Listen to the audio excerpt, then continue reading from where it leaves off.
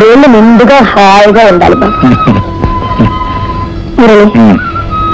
ఈరోజు నాకెంతో సంతోషంగా ఉందిరా. ఎందుకో తెలుసారా, ఇప్పుడే లక్షణంగా మొదటిసారి నువ్వు ఇంట్లో ఉంటున్నావు. చాలా చాలా నువ్వు వేసుకునే ప్యాంట్ల కన్నా ఈ పంచ బాగుంది. కావాలంటే పిల్లి పెట్టుకో. మురళి, గొప్పతనం ఎవరితో నాకు తెలుసు. చాలు చాలు. ఇల్లాలు లక్షణంగా ఉండిస్తే అది తల్లిదండ్రుల గొప్పతనం. ఇంత ఆయన లక్షణంగా ఉంటే అది ఇల్లాని గొప్పతనం. శీఘ్రమే కళ్యాణ ప్రాప్తి వస్తూ. ఏమా తెలుగుపోయా.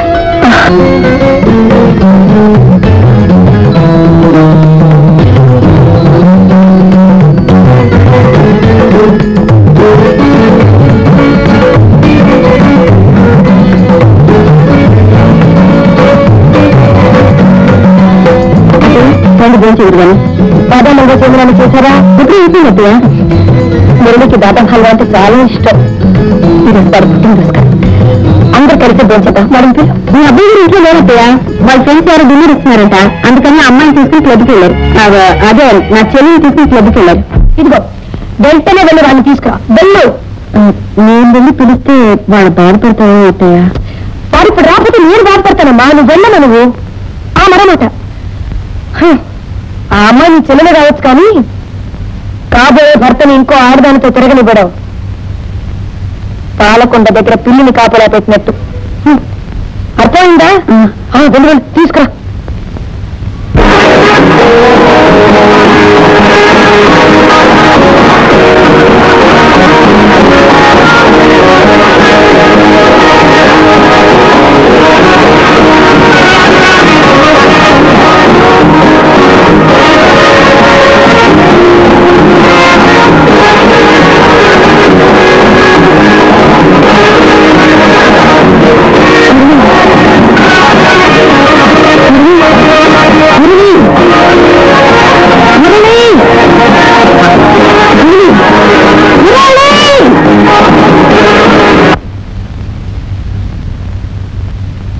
అత్తయ్య గారు నేను వెంటనే ఇంటికి తీసుకురామని చెప్పారు. నా కాబోయే భర్త నాతో డాన్స్ చేస్తుంటే ఇంటికి రమ్మడానికి నువ్వే వస్తున్నాయి. ఆ మాట నేను అడుగుతున్నాను. అత్తయ్య గారు పర్మిషన్ లేకుండా ఆయనకు తీసుకురావడం నీకంటే దూరం. ఇదిగో ఇంకోసారి ఆ మాట మాట్లాడితే పళ్ళు రాలిపోతాయి. ముందు నీ పళ్ళు రాలుతాయి. ఇది రాలంటే చూద్దా.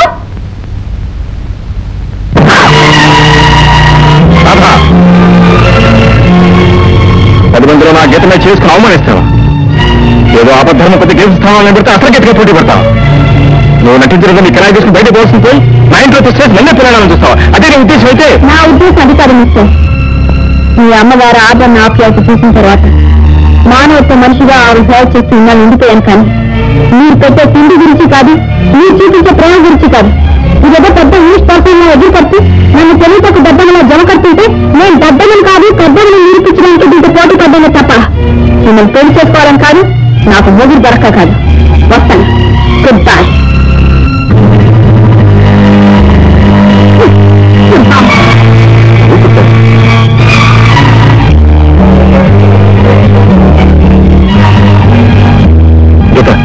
ఎక్కడ నువ్వు వెళ్ళదు.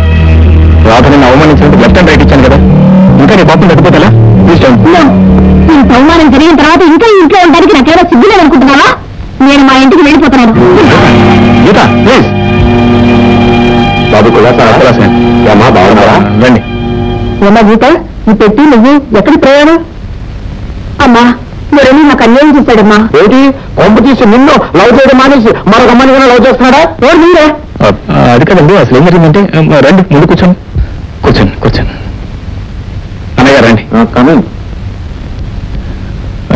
అసలు ఏం జరిగిందంటేనండి, ఆ మధ్య మా అమ్మగారికి చాలా సీరియస్ గా జబ్బు చేసిందండి. ఆవిడకి అనుమానం వచ్చి నేను ప్రేమించిన అమ్మాయి గీతని వెంటనే పిలిపించు చూడాలని అందండి. సరే నేను వెంటనే వైజాగ్ ట్రంకాలు చేశానండి. అన్నగారు మీకు కూడా గుర్తుంది, ఆ రోజు మీతో ట్రంకాలు. ఆ సందర్భంలోనే గీతం గట్టిగా రమ్మని నేను అడిగాను.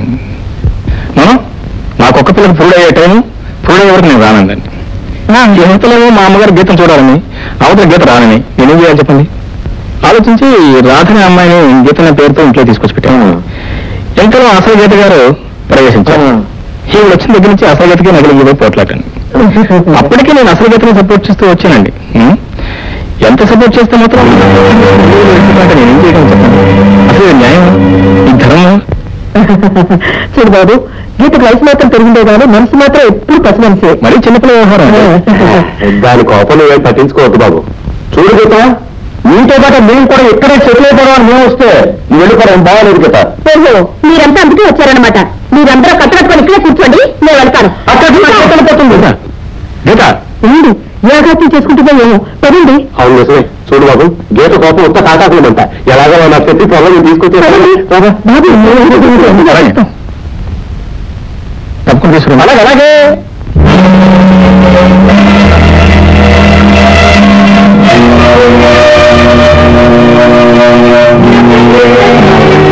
వాళ్ళెవరో ఎందుకు వచ్చారో నాకు అన్ని అర్థం. నాకు ఇప్పుడు కావాల్సింది రాధ. అదేరా, గీతల పేరుతో పరిచయం చేశావే, రాధ ఎక్కడుంది? మాయా మాయా మాయా. Yes, yes, come in please.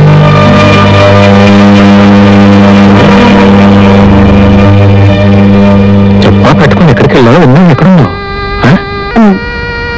ఉద్యోగం కోసం వెళ్ళాం మాయా.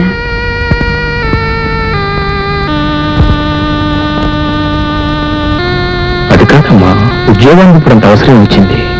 అవసరం అంటారు మాయా. నీ ఆరోగ్యాన్ని పూర్తిగా పాడైపోయింది. దయచేందుకే డబ్బు సరిపోవటం లేదు.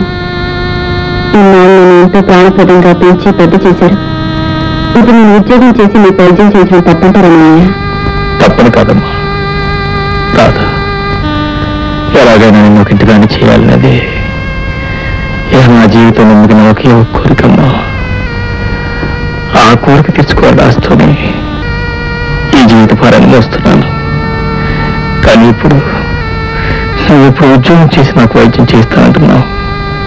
నేనంత స్వార్థపరుడు కాదమ్మా, స్వార్థపరుడు కాదు.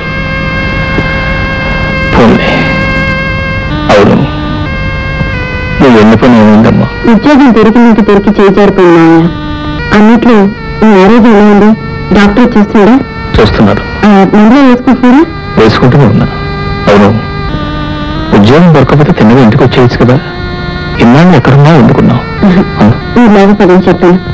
సరే, ఉద్యోగం ఇప్పిస్తానన్నారు కదా అని అతను చెప్పినట్టు వాళ్ళ అమ్మగారు నాకు వచ్చిన యాక్టివ్ అంతా చేసేసాను. గుడ్, ఆవిడ మెచ్చుకుందా? ఎంతకీ ఆవిడ పేరు ఏంటమ్మా? పార్వతమ్మా.